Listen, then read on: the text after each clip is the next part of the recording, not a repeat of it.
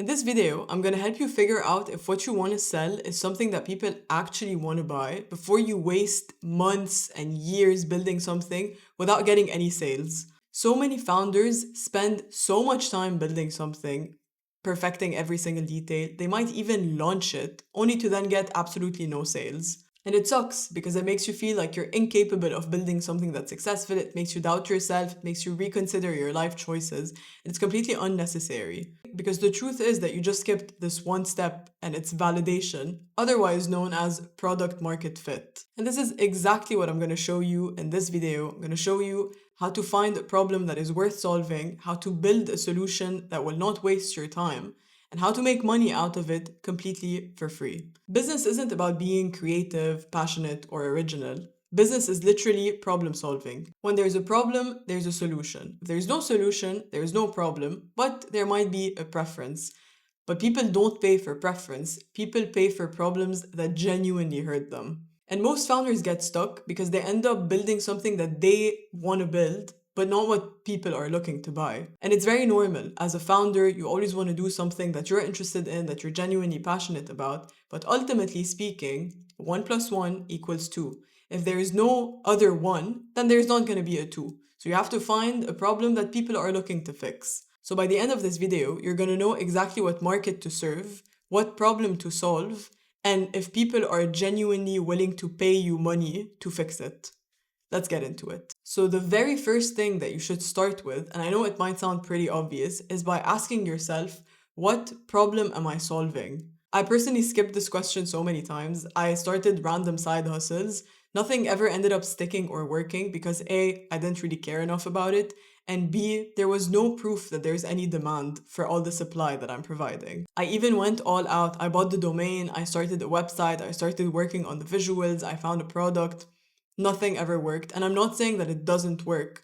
I'm saying that you need to be smart in the way that you go about these things. Every single business that lasts falls into one of 4 evergreen markets. It could be health, wealth, relationships, and happiness. Everything else falls under one of these 4 subcategories, regardless of how you frame it. If you're selling skincare, that's health. If you're selling a marketing course, that's wealth. And ideally, it's not a mandatory thing, but that's my philosophy. It should be something that you care about, at least. The way that you figure out which one to pick is you do an Ikigai exercise. I talk about it in one of my other videos. I'm just going to leave it in the description. But in short, an Ikigai is basically the intersection of what you love, what you're good at, what the market needs, and what you can get paid for.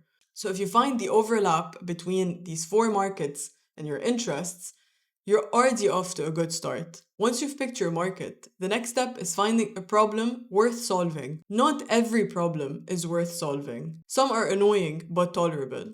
Some are painful but not urgent. And some keep people up at night, and this is exactly what you're looking for. Here's the formula that I use. Take any problem and rate it on 2 axes. How urgent is it and how willing people are to fix it? If it's not urgent, they're gonna procrastinate. If they're not willing, they're gonna ignore you. And you want this sweet spot.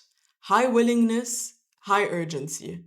Let's take an example and say that you're in the health market. Helping people eat healthier sounds good, but it's a bit too vague. Helping people stop the cough that wakes them up in the middle of the night because they've been smoking for the last 40 years, that's a problem. And the more specific and inconvenient the problem, the easier it's going to be to sell the solution. And to find these problems, you can go on Reddit, TikTok, Quora, whatever social platform it is that you want to use, and find conversations about the market that you chose. If you chose health, look for things that fall under health.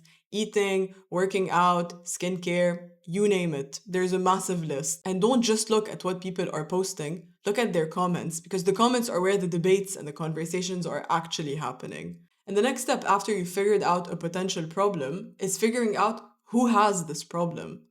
Do they have money to pay to get this problem fixed? If they don't, drop it and look for another one. If you're trying to run a profitable business, you're not going to make money out of a market that has no money to spend. The next step is really important. A lot of founders assume that a problem is worth solving just because it exists. Don't assume anything. Validate. You found a problem online, you have to make sure that people are actually willing to take the steps to get it fixed. If you see other people solving this problem, it's a good sign. Competition doesn't mean don't do it. It means people care enough to pay. If there's no competition, that's a red flag. Someone has already sacrificed their time and you got your answer. If there's too much competition, the market is most likely oversaturated, which is going to make it significantly harder for you to cut through the noise. It's not impossible, it's just harder. Step 2. How bad is it actually? What is the emotion that is tied to it? The more negative the emotion, the higher the likeliness that you're going to be able to sell your solution. The third step, look for buyer intent. And you can do this without spending a single dollar. Go back on the platforms where you found your problem originally and see if people are asking, how can I fix this? Does anyone know a specific solution? Oh, I wish that this existed. That's buying intent in disguise. And the fourth step is look for purchasing power. Again, if the people who have this problem cannot afford to fix it, it's not a problem that you, as a business looking to make a profit, can take on. It doesn't mean that you can't serve these people, by the way.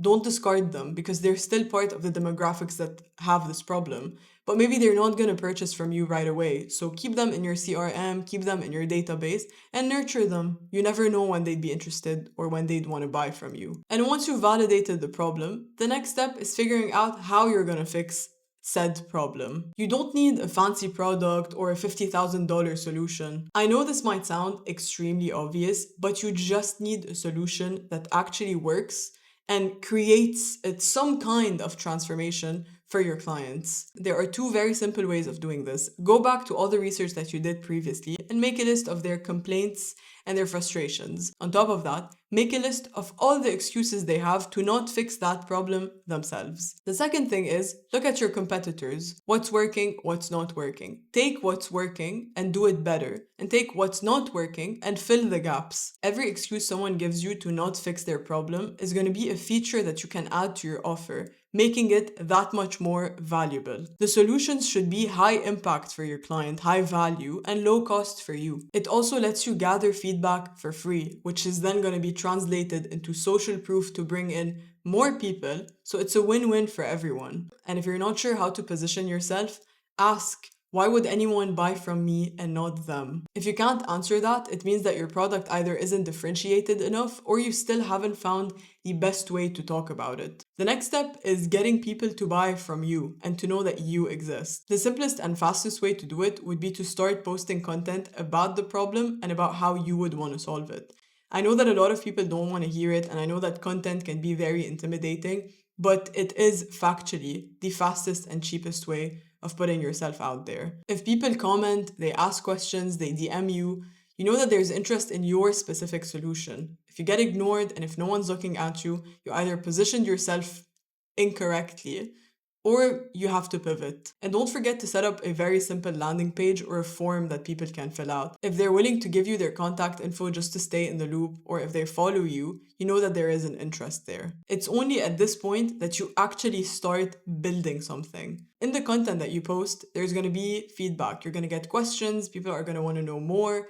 From there, you take it and you build what we call an MVP, which is your minimum viable product. It's the simplest version of your core offer that still has a lot of value and still delivers results. It could be one of the high impact, high value, low cost solutions that we discussed previously. At this point, you're no longer validating the idea, you're validating your personal execution of the solution. If you're selling a product, your MVP might be maybe a prototype, it could be one flavor, it could be one version of your product. And if you're selling a service, it could be a free workshop, a one-on-one call, maybe a pilot project. And the point here is to get real, tangible feedback from actual potential customers. You can offer it to a small test group. It could be a handful of people who followed you, maybe some people who subscribed, and ask them what worked, what didn't, what would make it easier, faster, or more valuable. If the feedback is negative but fixable, you know what to do. If it's negative and unfixable, then you might need to pivot. And if it's positive, congrats, you've hit product market fit. You can even keep using your MVP as a lead magnet while you work on building your actual solution. Even if it's free or cheap, it keeps adding people to your CRM, which could eventually turn into full, proper paying customers. So here's the cycle you follow after you've picked a market and found a problem that is actually worth solving. Create, test, get feedback, improve, and repeat. At this point, you figured out the problem, found the people who care, tested your idea with real content, and built an MVP that proves demand. That alone already puts you ahead of 95% of people starting their own business. But now that you've validated your idea and you know that there is a demand, the next step is building an offer that people can't say no to. So once you're done here, check out my other videos in this series. It'll show you the next step to building a business that pays you back with freedom. And money, obviously. You can find them all linked in the description below or in the playlist on my channel.